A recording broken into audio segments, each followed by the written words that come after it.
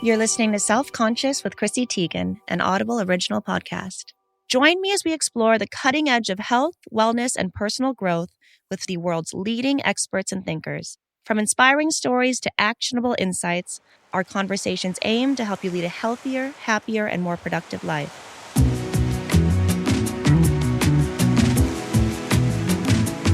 While many couples start their relationships with a fiery spark, it's only natural for that intensity to fade over time. Life's pressures, changing bodies, and evolving emotional landscapes can all contribute to the ebb and flow of intimacy, leaving many couples questioning their connection. Yet, as Emily Nagoski reveals in her best-selling Come Together, The Science and Art of Creating Lasting Sexual Connections, the problem isn't necessarily about how much sex you're having or even how much you want it. Instead, it's about how much you enjoy the sex you are having. Nagoski challenges the dominant narrative equating a healthy sex life with frequent, spontaneous, and adventurous sex. Drawing from her extensive research and personal experiences, she emphasizes that the real key to sustaining intimacy in long-term relationships is pleasure. It's not about checking off boxes or adhering to societal expectations. It's about ensuring that the sex you do have, however infrequent or unconventional, is deeply satisfying and connects you with your partner. Nagoski's message is clear. The goal isn't to reignite the spark, but to create a new kind of intimacy that is authentic, pleasurable, and uniquely yours. Today, we'll explore how Nagoski's insight can help couples navigate the complexities of long-term intimacy, from understanding the emotional and psychological factors that impact sexual desire to reframing how we think about sexual satisfaction. This discussion will offer practical advice for anyone looking to strengthen their connection with their partner. Emily Nagoski, welcome to Self-Conscious.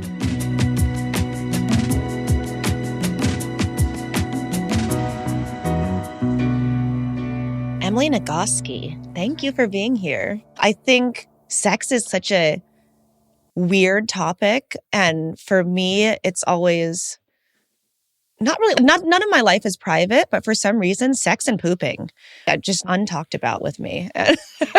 Yeah. But I'm very open with all my girlfriends and stuff about it, but I don't think I've ever publicly really talked sex before. And you get to choose what you disclose and what you don't disclose. I'll disclose too much as usual. That's my choice to always go too far. Okay. It's actually part of my training as a sex educator is to think concretely and specifically over and over again about what my boundaries are around self-disclosure, which for this book, because it's based on how my own sex life went to hell, I was like, am I gonna tell my own story? Because I'm supposed to be this expert who knows how to do all the things. But I told it to my literary agent. She's like, you have to write that. Come As You Are is my first book. I started writing it just a few months after I got married. And you might think that thinking and writing and talking and reading about sex all the time could be super sexy. Yeah. It is not. I was very stressed out. I don't know if this is your experience with writing books, but I was just so stressed and exhausted that I lost all interest in actually having it's not fun anymore if it's a job. With my newlywed husband. Wow. Okay. So I finished writing the book and things got better. Yeah. Then I went on book tour. And it got way worse. Really? So I tried following my own advice. I had a whole book of advice. So I tried following it. And one of the major pieces of advice is this thing called responsive desire.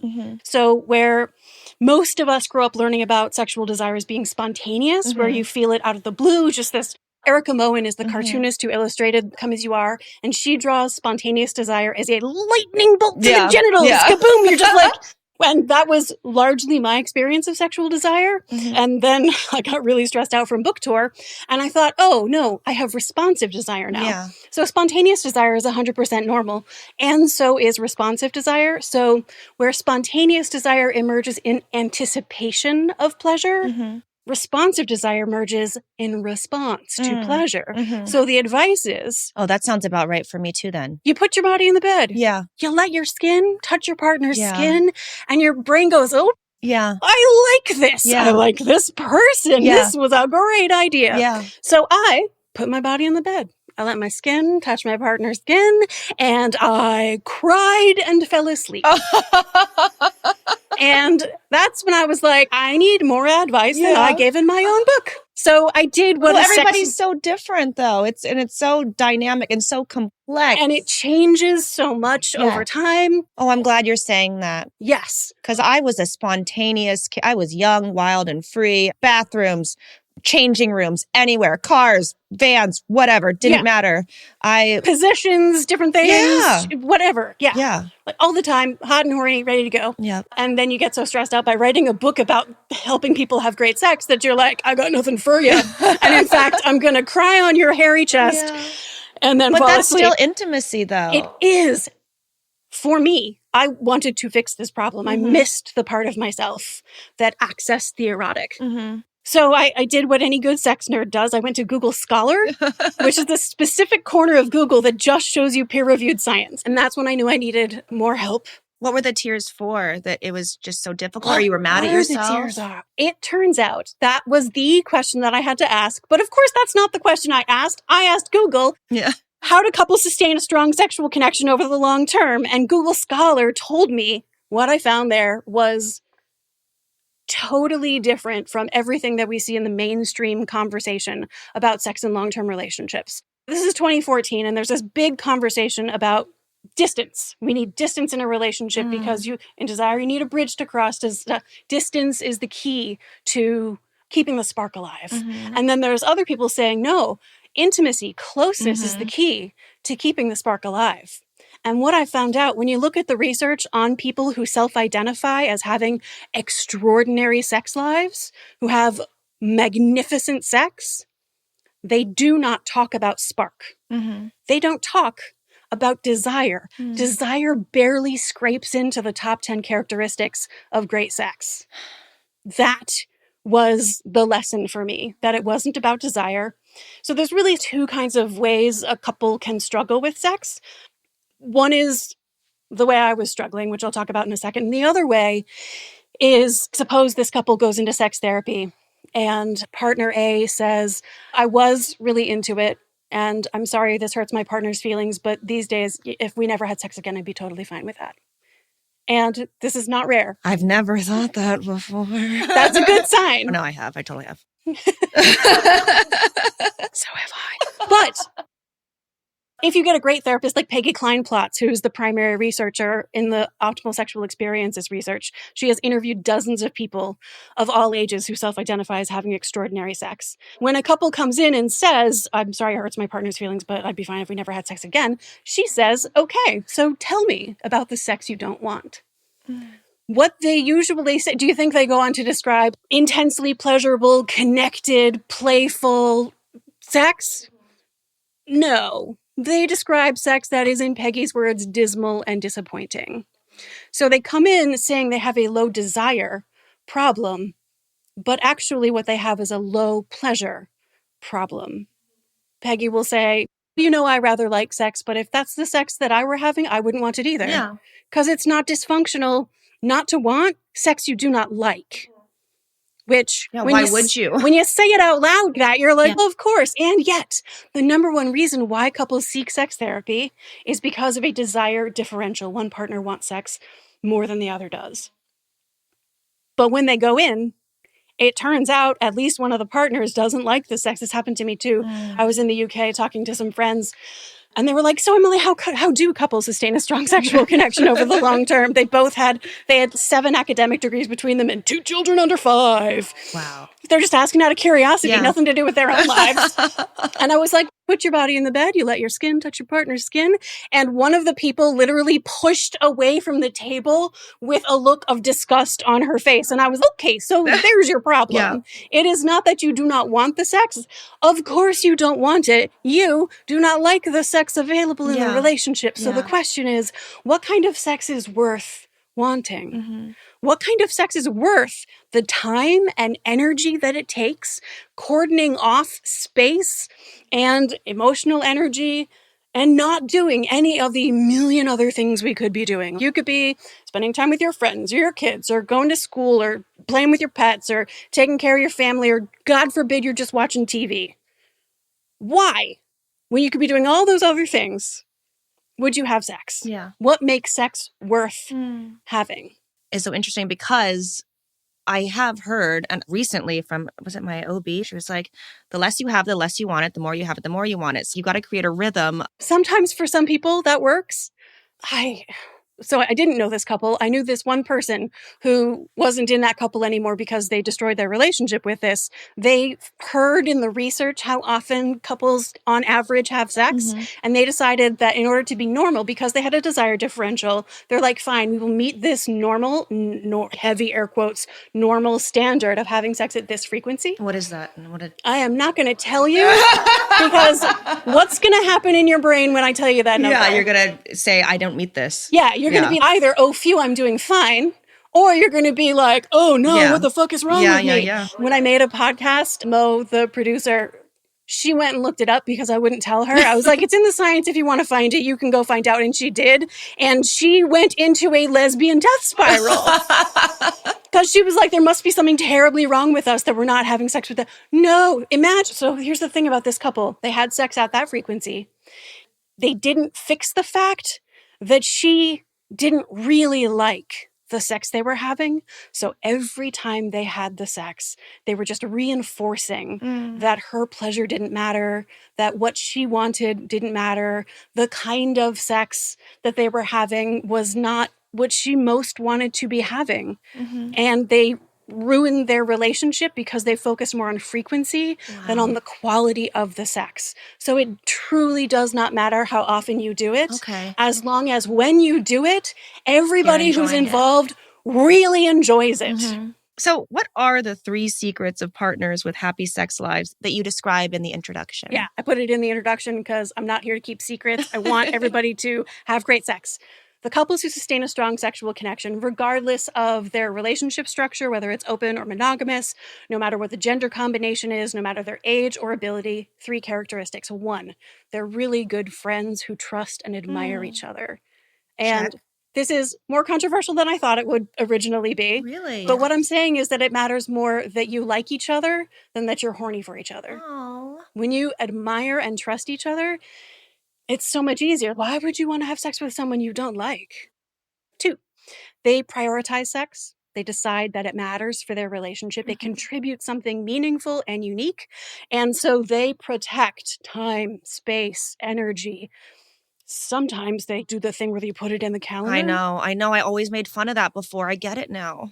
Does it make sense? It really does. But it's not sexy at all, though. Here's my reframe. We're busy. If it's not in our calendar, it does not happen. But if we're willing to block off time and space and energy just to do this, let's face it, totally unnecessary thing. Very fun, sometimes important. I like it a lot, but we have a lot of other things we could be doing. The fact that he's willing to protect that time and space just so that we can do that, that's hot. That's romantic. But it only works because I know that when we get there, I will like the sex. If I don't like the sex, if you're in a relationship where you don't like the sex you're having, literally you dread it. You see it on the calendar and you're like, ugh. If that's happening, scheduling is not for you. You got to work on what kind of sex is worth having first. John and I both excel at number 1. We both love, admire, like everything. We're best friends. Prioritizing. F. Right. That's the thing. Because you have so many other things you need to be doing or could be doing, so many opportunities. And a lot of us feel an obligation to spend our time just cordon off space and time. Okay. Number 3. They realize that they have been following other people's rules about who they're supposed to be as sexual people, who their partner is supposed to be as a sexual person, and what their relationship is supposed to be like. And they decide not to do that. They decide to get really deep and curious about who they truly are as a sexual person and who their partner really is as a sexual person instead of the person that we've been assuming they are or wanting them to be. And learning who we are as a partnership in this season of our life together. So it's deeply authentic and vulnerable and eyes open, the kind of sex that works for you in this relationship, in this season of your life. Instead of following the script. It's literally like an order of operations. First you do the kissing, then you do you go around the bases, and you get to do things in any order you want. And you get to do all kinds of things that nobody ever tells you whether or not you're allowed to do it. There's names for everything. You get to do anything you want. There's only 2 things that don't count as normal from my point of view. 1, unwanted pain. Unwanted pain is a medical issue, and you should talk to a provider about it. Wanted pain, do you. Unwanted pain is not normal, and lack of consent is not normal. So normal sex is where everybody involved is glad to be there and free to leave with no unwanted consequences and no unwanted pain. The best sex is that everybody's glad to be there, free to leave with no unwanted consequences, no unwanted pain, and everyone turns toward what's happening in the here and now with kindness and playfulness and curiosity. What if it doesn't feel healthy, though? When I was younger, I remember I loved jealous sex. I had to be really jealous or mad at the person. I had to be pissed off or like really just in a mode of like passion, whether it was anger, jealousy, envy, all of that. Like that doesn't seem like a healthy place to have to go. So that is a very common thing of using sex as a way to manage other emotions, which is not prioritizing pleasure. It's prioritizing, fixing whatever the problem was by using sex, as opposed to embracing a sexual connection because it brings you closer to the person. And it is true that breakup sex and makeup sex can be really intense because it's a relief. We use sex as an attachment mechanism between people. I remember like going to John's shows and stuff, and he would always pull up a girl on stage, and I would get so fucking mad and dumb jealous, mainly because I was drinking too much or just being stupid. And the passion that happened on those nights and stuff was so intense. You could always count on it, basically. And I was like, oh my God, do I need to be a little bit jealous? I need to think somebody is taking you or that your eyes drifted a little bit to do this? Like, that's not healthy. What that an pisses excellent me off. example of prioritizing intensity and desire over pleasure, right? Because like that may have been really intense. Was it the most pleasurable sex? If you were in that state of mind, a threatened state of mind, suppose you could access the same level of pleasure without where that. you feel safe. Yeah. And it's safe enough. You don't have to feel perfectly safe, but right at the edge, just safe enough, taking enough of a risk. Another way to access really deep, scary emotional intensity, lights on, eye contact, looking at each other's genitals directly, talking, not dirty talk, but like talking about how much you appreciate and love each other and disclosing things you've never said before. That sort of authenticity and vulnerability can have the same riskiness to it, but it is the kind of risk that pulls you closer together. That's so nice to give yourself permission to evolve with all the different changes that happen, and just hearing from you that I don't need fixing or I'm not messed up and I can have these moments in time that are moments in time and they're fleeting and it'll come back again. And because I'm so hard on myself about stuff and I'm so tired of being hard on myself, I can't physically do it anymore. Yeah. One of the things that you're going to struggle with more than almost anyone on earth is there is a socially constructed aspirational ideal of what a woman is. And you are very close to it. Rule number 1 for being a human giver is being pretty, happy, calm, generous, and attentive to the needs of others. And because your starting place is already so warmly, generously hearted and so extremely beautiful, it feels to you like you could actually achieve perfection. You can't. Yeah. The closer you get, the more they're going to move the goalposts, right? And you know that. You're never going to achieve perfection. But if your attention is aimed in the direction of the person you are being told that you're supposed to be, the person you wish you were, the less attention you're paying to the people in your life and the less generosity you're giving to the person you actually are. And the person you actually are is a person worth being already. I know it feels tantalizingly, painfully close. And it's going to be harder for you to let go of than it would for what I'm going to call an ordinary person. Hey, it's Chrissy. Feeling today's conversation? Dig deeper with today's guest and hear more from all our groundbreaking guests on Audible. From bestsellers and new releases to podcasts and Audible originals, discover the next step on your journey. Go to audible.com/Chrissy on Audible. Wait, I wanted to talk to you about this too. John is so kind and generous and sweet and so not like so many people that I've been with before. I'm used to like people being forceful about it or really laying it on you if you didn't do it. He's almost so respectful that I'm not used to it. He wants me to want it and love it. And the part of me is like, oh, I think I might need to be forced. Is that weird? It makes perfect sense. And that absolutely mirrors the culture. And not like, that sounds so bad. I don't know how to explain it. And like, it means you've been taught that he's supposed to initiate, and it's supposed to be, he's supposed to want you so much he can't help himself, and he is entitled to your body. That is absolutely the masculine script. And the feminine script is, my job is to be as desirable as possible, and for him to want me so much, he can't help himself. Yes. And you're describing a person who can want you who knows how much and still be patient and kind and generous and want you to want it just as much as he does. God. My husband's exactly like that.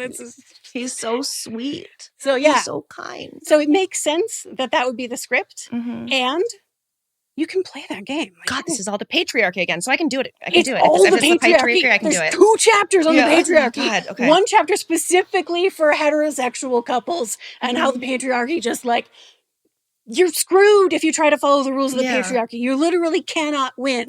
Nobody wins if you play the patriarchy game. I mean, half my life has been like being perfect for like the male gaze. Yeah. Like, so it's like I perform into that all the time. And so, expect it to take another half of your life to totally dig out from that garden. But you can play with it. Go ahead and have fun. Set a date.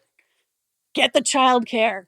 And we're going to play the game of you're an asshole. I couldn't even take him seriously if he tried. But it's a game. There's nothing at stake. If he tries and it's just laughter, that's... Can you imagine John being like, I can't even picture it. But I love that it's funny. Dorothy Sayers was a mystery novelist who had her detective and say, the only sin that passion can commit is to be joyless. It must lie down with laughter or make its bed in hell. There can be no middle way. Oh my God, John is going to listen to this and I'm going to have the most forceful, insane sex of all time now. You can play with it as a game, and also you can explore deeply into both of you moving toward each other gently and affectionately, and you can play with you being the aggressor because you are entitled. You can play the game, set up the rules of entitled to your body, and I want you so much I cannot help myself. I'm going to pin you down and do it like you've never done it before. Oh my gosh. I'm sweating. Sorry. The thing is, there's no rules. You're allowed to do anything. Oh my God. Okay. There are no rules. Okay. Apart from everybody's glad to be there, free to leave with no unwanted consequences. I was just thinking of something that just popped into my head. Now I understand why I love strip clubs so much. Because there's other women there. I love to watch them dance. I think they're beautiful to look at. But I think just knowing that they're looking at John too, and John might be looking at them, that might be why I like them too. I just had that weird realization. Yeah. I'm a strip club lover. Yeah, that little bit of, because care space is your space. Because that's also play. That's fun. I love nights like that. It's random, exciting. And then I get that little feeling of jealousy. What I like about that narrative as opposed to the angry narrative is that it doesn't feel like there's anything at stake. It doesn't feel like your relationship is any way truly threatened. One of the analogies that I use is if you're on a long road trip and you really, really, really have to pee and you finally get to pee, you have to pee so much that you struggle to pee. And then you finally pee and it's this huge relief. It's such a relief. It almost hurts and it almost feels pleasurable, right? When it's just peeing. But it's this tremendous relief. I want more for people's sex lives than just feeling relieved. having sex because you're relieved you didn't lose somebody. Yeah. That is a way to have sex. Yeah. And I think you can aim higher. Yeah. Well, that's so true. There was a period in time, maybe a year or so into our relationship, where John his voice was hurting. He was on tour and I was kind of joining him on tour a little bit. And he broke up with me in Miami. And I remember looking at him and my first instinct was, I'm going to have sex with you. I'm going to have sex with you. Yeah. Or I need to have sex with you. And I repair the attachment I can bond. still remember it so vividly that whole night and how weird and how drawn I was in that being my first go-to mode. So while there's other instances where like I've blocked off a lot of time and space around things that have happened, I can only imagine how many times I've lived my youth doing things like that. Yeah. And wanting people to stay and love me and don't leave me. And that comes from probably also my mom left us when I was a teenager. And so I always thought if I could be good and perfect and pretty and smile and nice and awesome, that meet everybody's needs and give everything everybody they want, that nobody would leave me. And then when I learned about sex, it was like, oh, I can have sex with people to stay. Like, that's so just that no one's going to realization. leave me. That's a biological infant drive to be a good girl so that no one will leave. Like you, from the very beginning, you're taught the rules of how to perform your gender so that no one will leave you. And then you learn that sex is a way that you can keep people close. And sex is not for you about anything to do with your pleasure, but about knowing that this is something you wield that you can keep people close with. And again, I think we can aim higher. Yeah, and to throw that into the tornado of all the other things too, like sexual abuse or other capital T traumas or lowercase t traumas, it becomes a perfect storm of so many different things that you have to tackle as you grow up. Yeah. It's exhausting.